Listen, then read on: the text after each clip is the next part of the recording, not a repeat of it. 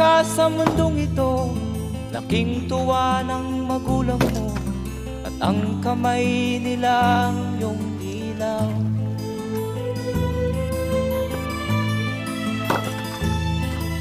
At ang nanay at tatay mo'y di malaman ang gagawin, namasdan pati pagtulog mo.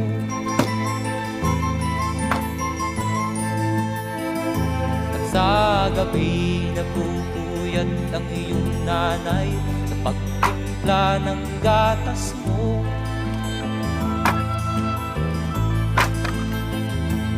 Sa umaga na may kalong ka ng iyong amang tuwang-tuwa sa'yo.